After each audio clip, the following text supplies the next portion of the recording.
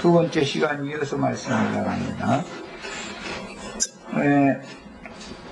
결국은 여호수아에게 에브라임 지파의 그 기업을 나눠줘야 했던 것은 각 지파의 족장의 명의 하에 제비를 뽑고 그 제비 뽑힌 족장에게 주어진 기업의 경내 내에서 개인적인 기업을 얻어야 되기 때문에 이스라엘 전체의 지도자였던 여호수아지만 자기가 임의로 어떤 지역을 받는 게 아니라 에브라임 지파 내에서 기업을 받을 수밖에 없었다.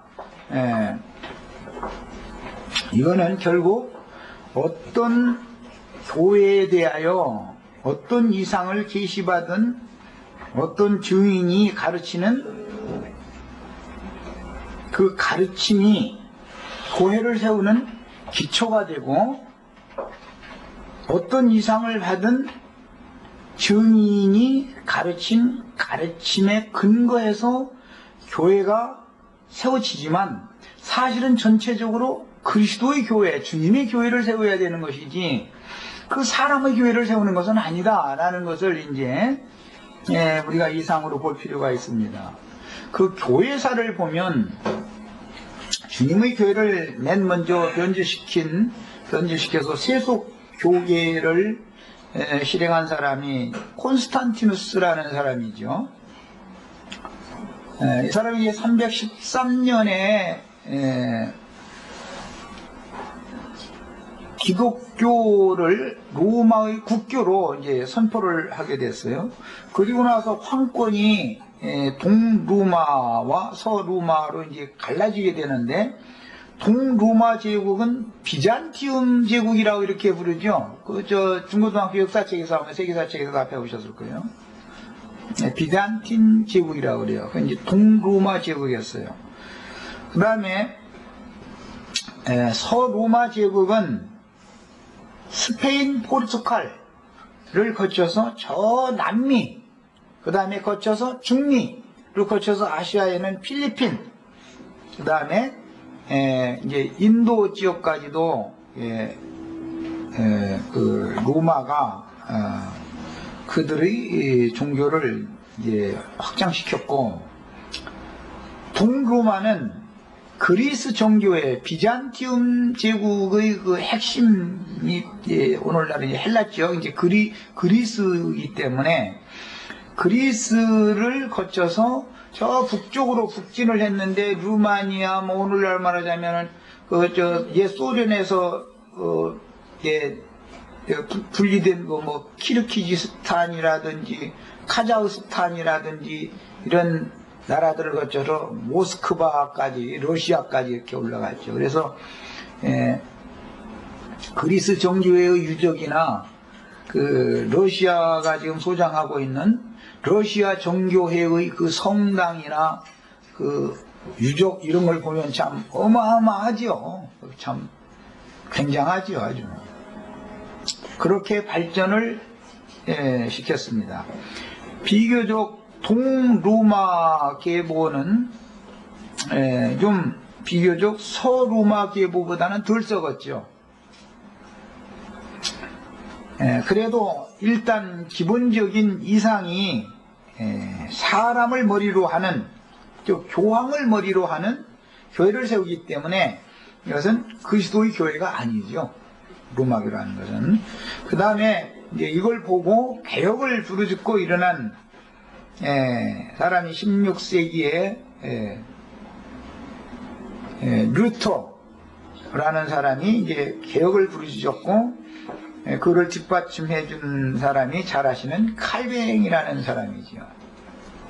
그리고 오늘날로 말하면 스위스 이쪽 지역에는 쯔빙글리라고 하는 사람이 같이 동역을 해서 오늘날 소위 말하는 개신교라고 하는 신교가 분리되어 나오게 됩니다. 로마교에서 신교가 분리되어져 나왔어요. 이 계보는 예수 그리스도께서 사도들을 통해서 세운 교회의 계보와는 다른 계보입니다. 지금 말하는 거는 주님이 세우신 교회는 이들이 박해를 피해서 지금 지하로 다 숨어 있는 상태이기 때문에 세속 교계에서는 모르죠. 예. 그래서 루터나 칼뱅 이전에도 많은 부분적인 개혁자들이 있었는데 이 사람들의 계보가 말하자면 주님이 세운 교회의 감춰진 무리들이단 말이에요. 이제 흔히 기성교계에서는 그 사람들 보고 뭐 숨은 무리니 뭐 속생명파 무리니 뭐 이제 여러 가지 이렇게 표현을 하지만 그것이 이제 투명하게 밖으로 드러난 것은 영국의 성공회를 떠나서 처음에 형제의 모임을 실행했던 요한 다비로 이제 드러났죠. 속에 감춰져 있었던 로마교와 개신교가 세력을 이렇게 펼치는 동안은 숨을 죽이고 있었다가 뭐 중간중간에 일어나서 이제 개혁을 외쳤지만 다 순교의 길을 갈 수밖에 없었고, 그때 당시는 이제 로마교에 대항하면 다 죽을 수밖에 없는, 그건 죽음을 의미하는 거니까 죽을 수밖에 없었고, 그런 이제 소수의 무리들이 있었지만 드러내지를 못하고 있다가 개신교가 로마에 저항을 함으로 이제 로마 제국에서 각 나라들이 독립을 하게 되니까 특히 독일이나 불란서나 영국이나 이런 나라들이 이제 각 나라들이 이제 본창을 하게 되면서 그들은 개신교의 기보를 택했단 말이에요. 독일은 루터교라고 하는 개혁교회를 실행을 했고, 영국은 성공회라고 하는, 성공회도 그게 이제 개혁교회의 한 분파인 거예요. 그런데 그 성공회 신분으로서 하고 있었던 다비가 이것도 아니다. 성공회도 잘못됐다. 이래가지고 성공회 반기를 들고 일어나서 이제 형제회라는 모임을 시작을 하게 됩니다. 그런데 이 다비라는 이분도 영국의 국교가 성공회인데 국교를 거부하고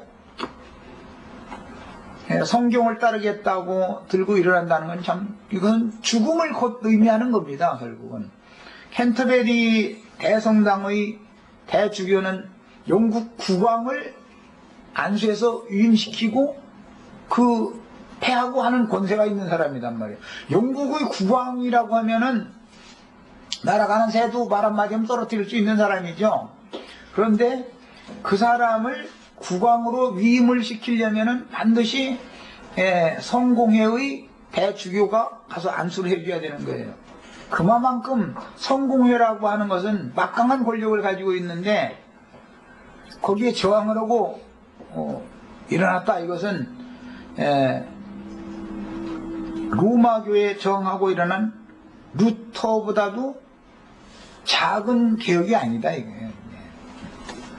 그 다비 계열에 속한, 형제회 계열에 속한 이제 분파들이 이제 흔히 말하는 이제 구원파, 그 다음에 뭐 지방교회 이제 대표적이라고 할 수 있죠. 그 다음에 형제교회라고 해서 이제 형제회, 구원파, 지방교회 이게 이제 대표적인 분파들이죠. 와치만이나 뭐 위트니스리 이런 분들이 다 형제회 출신들입니다. 그런데 이제 나 같은 사람은 또 그것도 뭔가 말이야. 그들이 믿는 게 지금 뭐가 잘못됐고 부족한 것이 많다. 이러고 이제 또 반기를 드는가. 이것은 결국은 영적인 매장 당하는 것을 의미하는 거고, 출교를 당연히 각오를 안 할 수가 없는 거죠. 그건 강력한 어떤 세력을 대항해서 진리를 증거한다는 게 신기 아닙니까? 이런 것처럼 어떤 이상을 계시받은 어떤 증인이 뭘 가르치고 교회에 관한 이상을 뭘 봐가지고 어떻게 가르치느냐에 따라서 그 가르침에 속한 사람들은 그가 받은 기업의 그의 명예하에 같이 받게 마련이다 이 말이에요. 예를 들어서 세상 나라에서 우리 조상이 대한민국이 다 대한민국 국민들이 것이고 대한민국 땅이지만 다 자기 땅은 아니잖아. 자기 선조가 살던 고향 향리가 있고 그 향리 중에서도 그 장손 계보는 조상을 섬기는 제사를 늘 해야 되니까 가문 민중의 토지를 관할하는 권세가 있단 말이에요. 그런 것과 같은 이치인 거예요. 이건 기업의 문제이기 때문에 이걸 말씀을 드리는 거예요. 이 기업이라는 것은 곧 교회가 우리의 기업인 것이고 주님의 기업은 또 역시 교회인 것인데 남은 7지파들에게 지도상의 기업을 계시해 준 것은 그대로 지도상의 분배 내용과 같이 되는 것은 아니었다. 왜 그러느냐? 자꾸 점진적으로 계시가 더 밝아지고 더 열리면 다른 것을 더 가르치고 더 나아간 것을 가르치는 사람을 만나게 마련이기 때문에 자꾸 그 사람이 그 나팔을 계속 불면 그 나팔 소리가 들리는 사람이 있게 마련인 것이거든. 그러면 그와 함께 그가 본 이상을 따라서 교회 생활을 실행하게 되기 때문에 그 기업이 자꾸 나눠질 수밖에 없는 거예요. 그래서 7교회라고 하는 것이 교회는 하나다 그러지만 실제로는 7으로 나눠져 있는 거잖아요. 7이라 해서 교회가 7종류가 있다라는 말은 아니지만 그래도 성경이 말씀하실 때 7교회들의 사자들을 계시록에도 최종적으로 말할 때는 온 땅에 보내심을 받은 하나님의 7영이다 이렇게 말했고 그들이 다 대언의 영들이다 이렇게 표현을 해놨어요. 그러니까 주님께서 교회들에게 성령이 교회들에게 말씀하실 때 그냥 교회들에게부터 빼고 말하는 게 아니죠. 7교회 각 교회의 사자들에게 편지를 해서 교회들에게 말씀하시는 것이잖아요. 이것이 하나님의 이제 질서다 이게. 어떤 교회로부터 시작해서 어떤 교회로 마치게 하는 것도 하나님의 다 하나님의 보관대로 되는 일이다. 이런 말이에요. 자, 그러면 이제 우리는 어떤 교회를 이상을 보고 어떤 교회를 이 땅에 실현을 할 것인가 이런 것은 너무너무 중요한 문제입니다. 이것은 미리 잠깐 말씀을 드리자면 크게 대별적으로 구약시대에 보면 아브라함이 믿음의 조상인데 아브라함이 첩을 통해서 먼저 그 첩 이름이 누구죠? 하갈 교회를 그 교회를 상징하는 두 언약을 상징하고 두 교회를 상징하는 거니까 하갈 교회를 세우는데 하갈 교회는 갈라디아서에 보면 신의 산에 이른 자들이다 이렇게 되어 있어요. 신의 산은 팔레스타인 땅에 있는 산이 아니죠. 신의 산은 시나이 반도라고 하는 애굽에서 나왔을 때 바로 팔레스타인 땅으로 들어간 게 아니라 시나이 반도 그 큰 광야를 빙 돌아서 요단 동편으로 모압 지경을 거쳐서 서편으로 이렇게 들어갔죠. 그러니까 신의 산이라는 건 시나이 반도의 저 남단에 있는 산이란 말이야. 신의 산에서 출발해서 모세가 그곳에서 율법을 받았고 요단 동편의 느보 산맥 중에 있는 아바림 산이라고 산 이름이 느보산에 올라가 여리고 받은 비스가산 신명기 34장 1절부터 몇 절 읽겠습니다.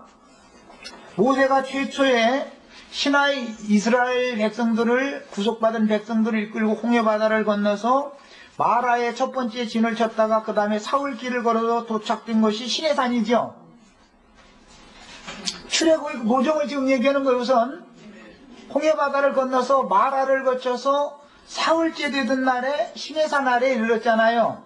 사울길을 가서 거기에서 율법 말씀을 받았어요. 받아가지고 광야 40년 동안을 인도를 했는데 2년 동안에 거쳐서 2년 2월 초하룻날 모압 평지의 느보산까지 이르렀죠. 그런데 거기에서 가데스 바네아라고 하는 곳에서 정탐을 보냈고 회정하는 사건이 있어서 그 뒤로 다시 시나이 반도 쪽으로 다시 회정을 해서 38년을 헤매다가 40년 채워졌을 때 여호수아가 요단을 건너서 가나안 땅으로 들어갔어요. 성경에서 큰 어떤 중간중간마다 산에 올라가는 이야기가 나와요. 산에 올라가는 이야기. 산에 올라가는 것은 하나님을 만나러 가는 거죠. 하나님의 백성을 인도할 자가 하나님 말씀 받으러 가는 거예요. 오늘날 이제 문자들에서 산지도 간다 해가지고 산마다 지금 절이 먼저 준 경관준 되는 절이 다 차지하고 있고, 그 다음에 2등으로 경관준 되는 기도원이 다 차지하고 있어 지금 다 보면. 그게 다 산당이야. 그런데 거기는 하나님 만나는 장소가 아니고. 신명기 34장 1절부터 몇 절을만 보겠습니다. 모세가 모압 평지에서 느보산에 올라가, 모압 평지라는 것은 팔레스타인 땅의 동편 지역을 말하는 거예요. 여리고 맞은편 비스가산 꼭대기에 이름에, 그러니까 느보산이라고 하는 것은 우리나라의 태백산맥 중에 설악산 하면 태백산맥 중에 비스가산은 설악산이지요. 무슨 말인지 아시겠어요? 느보산이라는 건 느보산맥을 산줄기를 말하는 거고, 비스가산이라고 하는 것은 모세가 올라가서 죽은 산이잖아요. 거기 이상을 본 산이에요. 모세가 하나님이 약속하신 기업을 바라볼 수 있는 장소가 이 비스가산이었어요. 율법을 받은 산은 시나이 반도에 있는 시내산이었었고, 비스가산 꼭대기 이름에 여호와께서 길르앗 온 땅을 반까지 보이시고, 왜 꼭 반지파 지역까지만 보여줬는지도 참 거의 이상해. 성경 보면 또 온 납달리와 에브라임과 므낫세의 땅과 서해까지 유다 온 땅과 네겝과 중요나무의 성읍과 여리고 골짜기 평지를 소알까지 보이시고 그랬어요. 모세는 소알성까지만 봐요. 롯이 본데가 어디예요? 천사같이 산은 너무 멀어가지고 거기는 잘 보이지도, 가물가물하고 거기까지 잘 보이지도 않는데 어떻게 가기는 보지도 못하는 사람 들어간다는 건 가능하지가 않은 얘기고, 롯이 눈에 보인 곳이 소돔성에서 가까운 소알성이었어요. 그런데 모세가 본 곳이 소알성까지만 봤어요. 소알성까지만.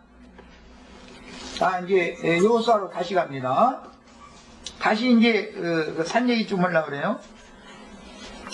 애굽의 고센 땅에서 유월절을 먹었으니까 구속받았죠. 그 밤에 피 뿌린 집에서 유월절을 먹고 여호와의 사자와 심판의 신이 건너갔기 때문에 구속을 받았어요. 그리고 이제 출애굽을 시작을 해서 사흘길을 애굽 쪽을 애굽 그 홍해 바닷가를 빙 돌아서 사흘 되던 그날 홍해 바다가 갈라져서 이제 광야로 나온 거예요. 나와가지고 마라의 첫 번째 진을 쳤어요.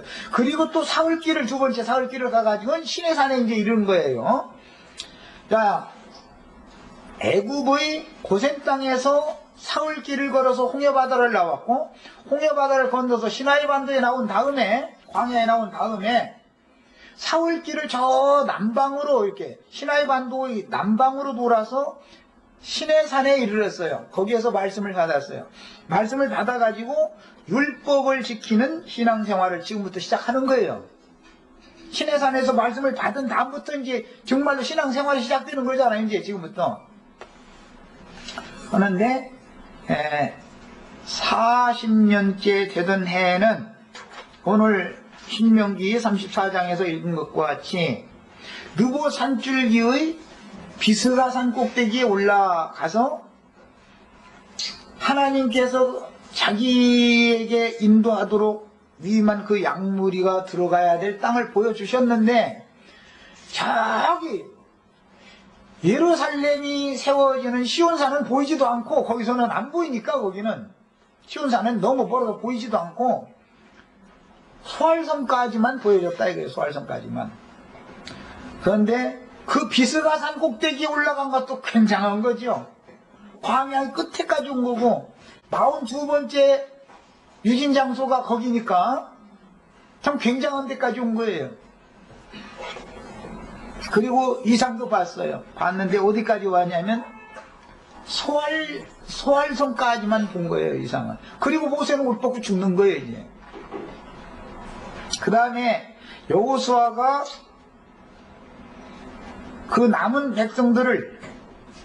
백성들이라는 것은 여호수아와 갈렙만 살아서 기업에 들어가고 나머지는 광야에서 다 죽었고 지금 신세대 이제 남은 자손들만 데리고 들어가는 거예요.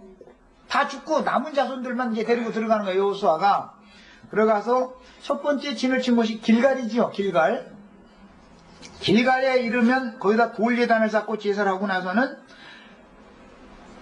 할례를 행해요. 그럼 그 산을 무슨 산이라고 그래요? 할례산. 네, 할례산이에요. 자, 이제 여호수아의 시작은 할례산부터 시작하는 거예요. 여호수아의 정복 시작은 할례산부터 시작해서 가나안 땅의 정복이 끝나면 여부스 족속이 차지하고 있던 시온산을 다윗이 차지하면 가나안 정복 전쟁이 끝나죠.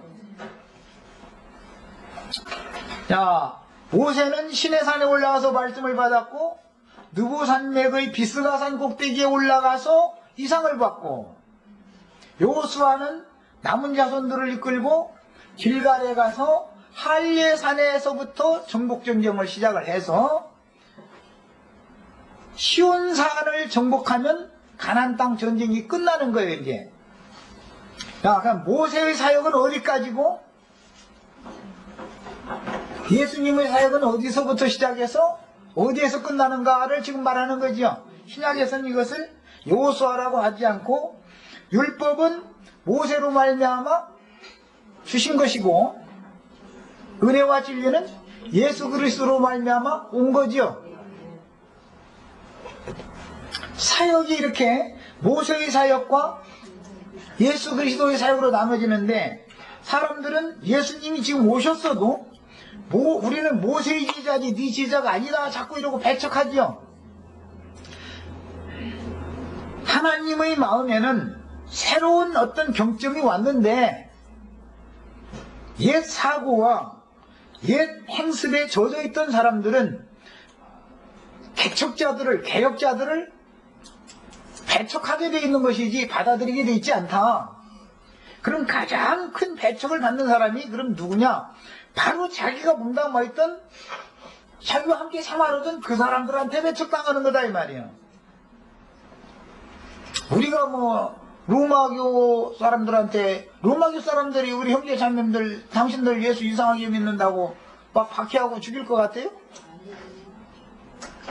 어차피 작은 집 식구들은 다 큰 집으로 오게 될 건데 이러지 박해오지 않습니다.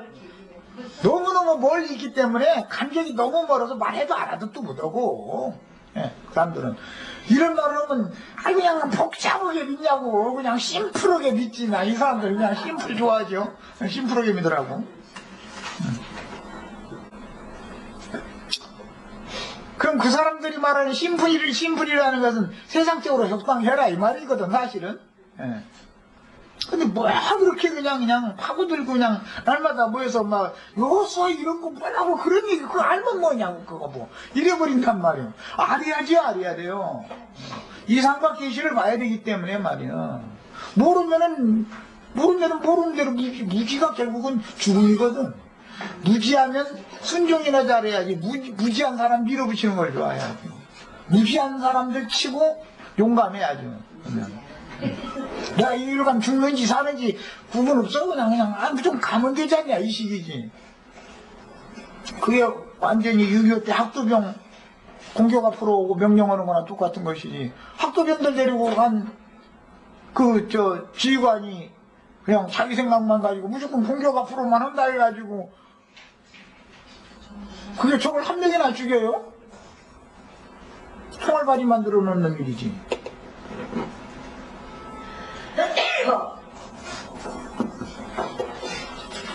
뭐든지 다 전문 지식이 있어야 되고 정통해야 된단 말이야.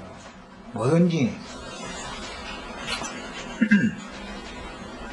그래서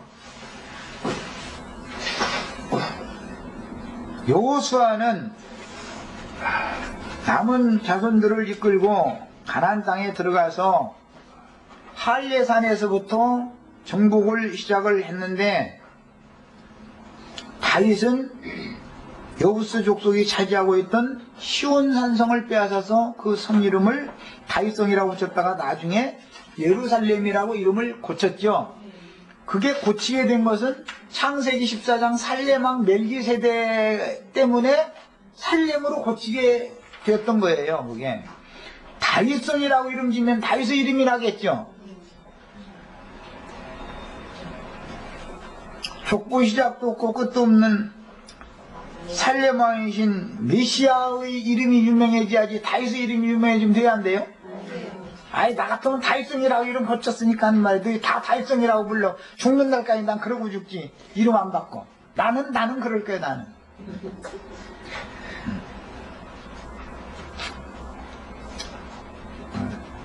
지방교회 막 워치만네 막 웨트니스리 막 그 이름을 그냥 막 날리는 그 이름을 잊어버릴래야 묻어버릴래야 장사가 안 돼. 자꾸 기념하는 사람들이 자꾸 대대로 이렇게 우리가 기념해야 될 것은 예수 이름을 기념하라고 그랬지 사람 이름 기념하라는 게 없죠. 어떤 성이 누구 이름으로 바꿔진다는 것은 정복당했다는 뜻이 그 사람에게. 그러나 다윗이 정복을 했지만 처음에는 다윗성이라고 했지만 나중에는 예루살렘성이라고 이름을 바꾸는 것은 다윗이 뭔가 공것이 있으니까 그럴 거 아니에요. 이스라엘 백성들이 다윗을 바라보고 다윗의 이름이 유명해지면 돼야 안 돼요? 네. 다윗의 뿌리이며 다윗의 가지로 오셨던 예수 이름이 유명해져야 되는 것이지 자기 이름이 유명해지면 안 돼요. 그래서 예수 그리스도의 신부는 새 예루살렘 성인 거예요. 그 예루살렘 성이야. 이미 이것은 계시에 속한 문제다 이 말이야. 우리도 그래서 사람의 교회를 세우는 걸 배제해야 되겠어요. 이것은 이상에 속한 문제예요. 다 주님께서는 이 반석 위에 내 교회를 세운다고 그랬지 베드로 교회 세운다, 요한 교회 세운다라는 말이 없어요. 그런데 로마교는 무슨 성 베드로 성당이라든지 성 실루아노 성당 심지어는 실루아노 성당도 다 있더만. 그 신라죠, 신라. 지도 성당 무슨 디모데 성당 하여튼 유명하다는 이름은 로마교회 가면 다 있어. 성당 이름마다 다 있어. 그런데 실제로는 베드로가 그런 로마 교황청 세운 일도 없습니다. 저희가 그냥 이름만 도용에다 그렇게 써먹는 것이고, 요한 성당이라는 것이 있다고 그러는데 요한이 그런 성당 진 적이 없죠. 이스라엘 자손이 그들의 경계를 따라서 기업의 땅 나누기를 마치고 자기들 중에서 눈의 아들 여호수아에게 기업을 주었다 그랬는데, 이걸 설명하느라고 여러 가지 얘기를 지금 했어요. 어떤 이상을 계시받은 어떤 증인이 자꾸 시대에 따라서 더 나간 것, 더 밝히 본 것을 증거하게 돼 있다 이거예요. 그러면은 그 증인의 증거가 그때는 그게 최고고 최상의 계시단 말이에요. 루터가 로마교에 대항하고 일어날 때는 최고 최상의 계시였죠. 그러면 루터를 따라 나와야 되는 거예요. 로마교에서. 다비가 개신교도 이건 뭐가 잘못했단 말이야. 이것도 부족하다 하면은 다비를 따라 또 나와야 돼. 와치만이나 위트니스리가 개신교들이 말이야 지금 뭐가 지금 실행하는 게 말이야 장로교, 침례교 이런 거 얘기하고 이게 다 잘못됐다. 그러면 그것도 더 밝은 빛을 따라 나와야 되는 거예요. 그런데 이제 나처럼 그 워치만이는 말이야 성경에 있지도 않은 집터를 잘못 갖고 놨다. 내가 이제 집터가 말이야 교회에 터는 그리스도야지 어떻게 지방 입장이 돼야 되냐 말이야. 이러면 이제 나와야 되는 거예요. 뭐 진리가 아니면 버리고 나오면 진리를 따라 자꾸 나와야 되는 거예요. 그게 자꾸 뒷강대로 자꾸 나가야 되는 거단 말이에요. 더 나가야 되는 거예요. 그러므로 남은 7기업을 취하는 문제는 침노하는 자들의 것이 되어 꼭 지도상의 그림과 같이 취하게 되는 것이 아니니 머리 되었던 인도자라도 꼬리가 될 수도 있고 요한이 오기까지 여자가 낳은 자 중에는 요한이 가장 큰 자죠. 그렇지만 예수님이 오셔서 말씀을 전파하시자면 더 큰 자죠. 예수님이. 그럼 예수님께로 나와야 되는 거예요. 사실은. 그런데 끝까지 쫓아가려고 그러지 않는다, 이 사람들은. 대부분 보면 어떤 장소에서 더 이상 나가기를 원치 않고 머리 아프게 그냥 복잡하게 하지 말자. 그냥 심플하게 하자 이거야 아주. 그러니까 거기까지 그 사람의 구원은 거기까지다. 더 이상 못 나가는 거예요. 그러나 우리는 나 늘 얘기하지만 대학교 들어간 것만이 다가 아니에요. 학부생으로 만족한다. 대학만 졸업해도 참 만족해도 참 누가 뭐라고 얘기 않겠지만 나는 석사과정 거쳐서 결국은 다 박사까지 끝까지 학문을 시작을 했으면 완성을 해라 이거 완성을 박사까지 해야 된단 말이야 나는. 나 우리 애들 보고도 그래. 중간에 애들 뭐 이제 그런 것 때문에 이거 뭐 그런 거 박사 이런 거 해봐야 그거 다 사실 거 차라리 취직하는 게 낫다고. 시작했으면 끝까지. 그 다음에 취직하고 못하고는 그건 그 다음의 문제고 일단 학업은 맞춰라. 이것은 그 1년 내에 되는 문제도 아니고 너무 막연한 얘기인데 막 하라고 그래 난. 기왕 시작했으니까 끝까지 해라. 우리 형제자매님들도 꼭 그러셔야 되겠어요. 끝까지 해야 돼 사람이. 뭔 일을 시작을 했으면은 끝을 내야 되잖아. 중간에 마치고 말면 자기보다 더 앞선 사람에게 늘 정복당하게 돼 있는 거예요. 세상 나라도 더 나간 사람에게 다 다스림 받게 돼 있어요. 자기가 아무리 나름대로는 똑똑해도 자기보다 더 나은 사람에게는 다 굴복하고 다스림 받을 수밖에 없게 되는 거예요. 이것을 꼭 생각해 두셔야 되겠어요. 그래서 머리로 시작한 어떤 사람, 어떤 무리를 인도하는 우두머리로 시작했던 자가 요한이었지만 천국에서는 꼬리로 시작한 베드로보다 요한이 베드로를 따라가들면 돼. 천국에서는 베드로가 요한보다 더 커. 무슨 말인지 아시겠죠? 그러니까 지도상에 나눠준 것만 가지고 그게 끝이라고 생각하면 안 된다고. 안 되는 거예요. 이거 영의 문제니까. 신앙의 시작도 나는 모태신앙 모태신앙을 자랑해도 끝까지 남은 자가 돼야지 중간에서 다 떠나가고 흩어져 버릴 자면 모태신앙 자랑한다 해가지고 다 되는 게 아니죠. 30대 때, 40대 때 어떻게 복음 듣고 어떤 사람 심지어 50대 때 복음 듣고 주님 앞에 나왔을지라도 그 사람이 더 열심히 달려가지고 그 사람이 결과를 마무리를 잘하면 그 사람이 이기는 자지 뭐. 안 그래요? 그래서 이런 이상이 필요합니다. 나중에 시작했을지라도 오히려 앞선 자가 될 수가 있다. 그래서 신앙이라는 것은 늘 경주다. 이게 운동장에서 달리는 경주다. 이미 증거한 바와 같이 스불론에게 기업으로 주었던 베들레헴이 사시대 이후로는 유다의 기업이 되고 기업 자체가 바꿔져 버리죠.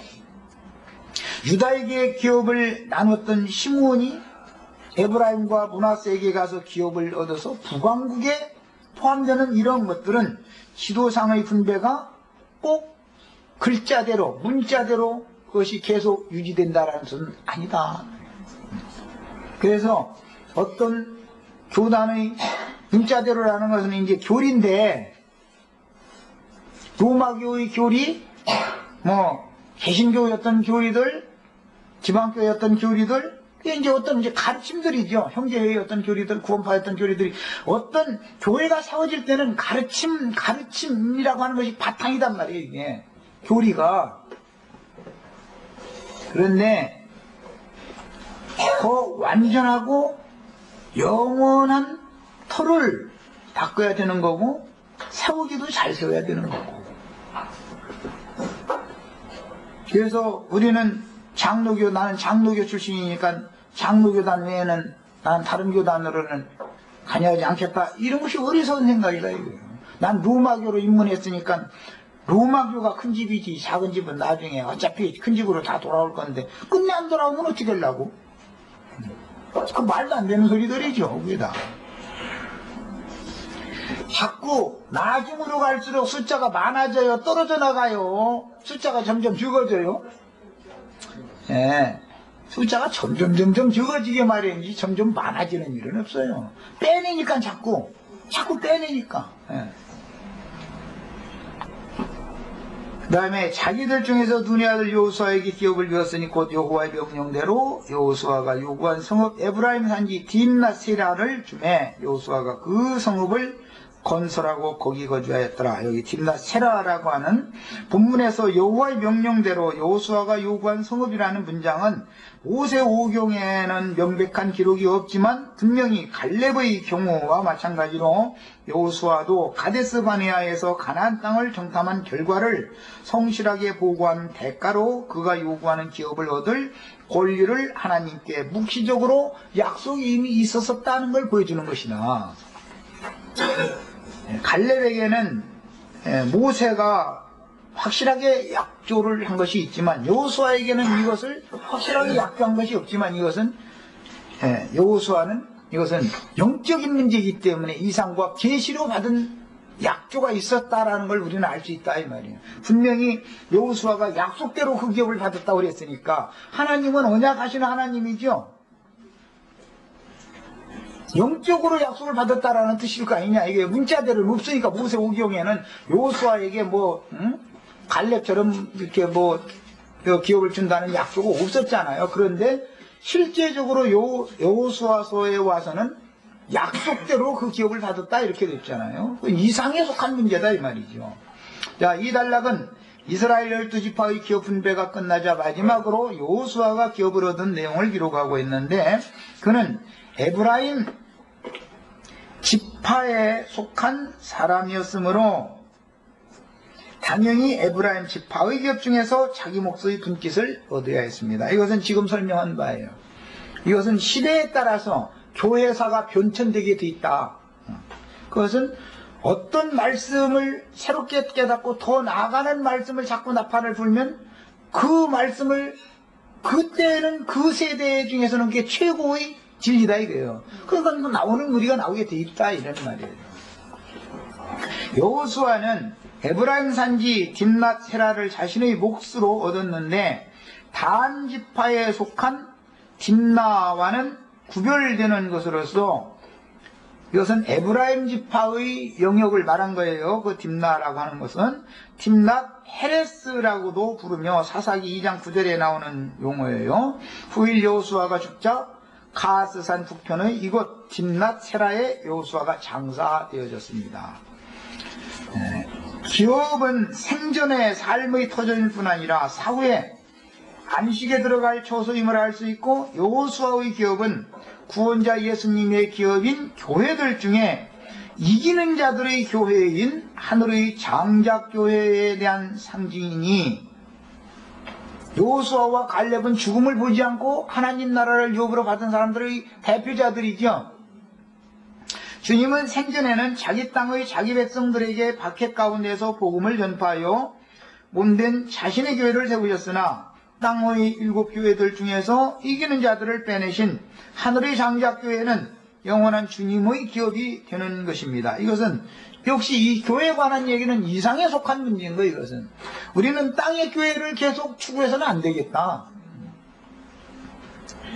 분명히 성경에는 하늘의 장작교회가 있으니까 우리는 하늘의 장작교회를 하늘의 유업을 받아야 되니까 그걸 이 땅에서 실행하는 그 신앙생활을 추구를 해야지 땅의 7교회를 자꾸 추종해서는 안 되겠다 이 말이에요. 그 당시 대제사장 엘르아살과 눈의 아들 여호수아와 이스라엘 자손 지파의 족장들은 기업 분배를 위임 맡은 책임자들이었는데 이들은 신약시대에 예수님의 그 사역을 위임 맡은 사도들과 선지자들과 목자와 교사들에 대한 상징이니 그리스도를 기업으로 분배받을 성도들에게 기업을 나누어주는 사명이 곧 전도 사명인 것입니다. 구약시대에 레위 지파는 이스라엘 백성들을 대신해서 여호와의 성막에서 봉사하는 직임을 맡았으므로 여호와께서 친히 그들의 분깃이 되셨으니 다른 지파와는 달리 땅의 기업이 없었으며 이는 비유로서 신약의 참 제자들 곧 왕같은 제사장들은 땅의 기업이 없고, 이것은 땅의 교회는 복음의 제사장들의 몫이 아니다 말이에요. 땅의 기업은 없다 이거예요. 레위인들은, 구약시대의 제사장들은 그리스도 자신이 기업이 되었던 것입니다.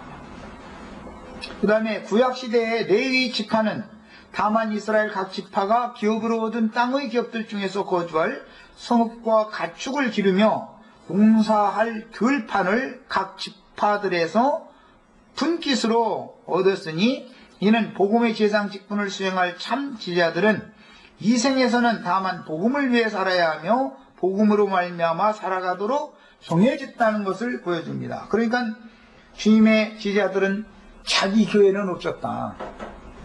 자기 교회는 없었어요. 자, 이제 여호수아서 19장 전체를 요약하는 말씀을 빨리 나누고 마치도록 하겠습니다. 시므온은 출생 순서의 둘째였는데 가나안의 남은 땅을 분배받을 때 역시 두 번째로 얻게 되었으며, 특이한 것은 유다 지파의 넓은 기업 중에서 나누어서 원래는 기업을 받았습니다. 원래는 자기 기업이 있지요. 지도상에는 있는 거잖아요, 그게. 구약시대의 왕권은 유다 지파에 있었으며 이스라엘의 축복을 받을 때도 유다는 특별한 복을 받은 지파였는데, 유다 지파의 기업 중에서 나누어 갖는다는 것은 동일한 축복에 참여하는 서머나 교회에 대한 상징이 될 수가 있습니다. 예를 들어서 일곱 교회 이제 남은 일곱 지파의 기업 분배를 일곱 교회에 이제 이걸 적용을 한다면, 신약 교회 중에는 앞의 세 교회와 뒤 네 교회가 확연하게 나누어지고, 앞의 세 교회 중에서는 서머나 교회가 주님의 책망을 받지 않는 교회요, 환난과 궁핍 가운데서도 자칭 유대인이라 하는 사탄 무리의 핍박을 이겨내는 교회로 계시가 됩니다. 다음에는 스불론, 이사갈, 아셀, 납달리, 단의 순서로 남은 기업을 분배받게 되는데, 이런 순서 역시 계시록의 일곱 교회의 순서에 대한 예표가 될 수 있습니다. 하나님은 어떤 교회를 먼저 세우고 그 다음에는 어떤 교회를 세우고 그 다음에는 어떤 교회를 세우고 하나님이 보관에 달려있는 거다. 그럼 자꾸 개혁을 자꾸 더뎌 나가는 것이죠, 자꾸. 구약 백성들은 땅의 기업을 분배받았고 그 땅의 특성이 있었으며 땅의 특성에 따라서 산물들이 생산되었을 것이니 각 지파의 은사와 분량에 맞도록 하나님은 각 지파에게 축복하셨습니다. 예를 들어서 루터의 종교 개혁에 동참했던 칼뱅이나 찌빙걸리나 이런 사람들의 이상은 그들에게 계시된 것 그것이다 이거예요. 그게 그 당시의 신앙생활에서는 그게 기업이다 이거예요. 더 나아가는 말씀을, 예를 들어 형제 자매들을 그렇게, 특히 그 젊은 그 자매들을 수모를 줘가면서 죽인 사람이 개혁자였던 칼뱅이 있죠. 형제는 로마교가 핍박을 하는 것이 아닙니다. 개신교가 핍박을 하는 거예요. 개신교가. 너무 놀랍죠. 칼뱅은 형제회를 핍박했어요. 형제회가 지금은 아까 이제 소개해드린 것처럼 형제회, 구원파, 지방교회 이게 세부로 이렇게 나눠졌는데, 나는 그 중에서도 이제 지방교회 생활을 하던 사람이었으니까, 나를 핍박할 사람은 무슨 개신교 사람들이 아니에요. 사실은 로마교 사람들이 아니에요. 구원파나 형제회나 지방교회 사람들이나 내 말을 비슷비슷하게 알아. 세상 말 비스무리해 하거든. 그 지우는 다 한다 생각하고. 그런데 자기네들이 가르치는 것과는 또 다르다 그러면 그 사람들이 가장 자기네들 무리 안에 그 사람을 잡아주고 싶은데 뭔가 잘못됐다는 걸 지적하고 그것을 외치면은 그 무리가 박해하게 돼 있는 거다. 언제나 하나님은 이것이 하나님의 행정이다 이 말이에요. 네, 가나안 땅 각 지역마다 각 지파 흩어져 살아가는 영역들마다 각각 다른 특성과 개신교는 개신교의 특성이 있고 형제는 형제의 특성이 있어요. 우리는 우리 모임의 특성이 있어요. 이것은 자기 기업의 땅과 기후 풍토 등에 맞춰서 적응하며 구약시대에는 땅에서 생존하는 것과 같이 이것은 영적으로 신앙생활을 어떻게 적응하며 살아가느냐, 신앙생활을 어떻게 해나가느냐와 관계가 된다. 이것은 최후로 이 생을 마칠 때 기업을 누구의 명의하에 어떤 기업을 받느냐와 당연히 직결되게 마련인 거다. 그래서 가르치는 자라는 책임이 이렇게 중요한 거다. 여기까지 하고 예찬하시고 나서 잠깐만 그 단지파에 관한 이야기를 잠깐만 더 나누고 이제 도피성 이야기로 넘어가겠습니다. 예찬하시고 이어서 합니다.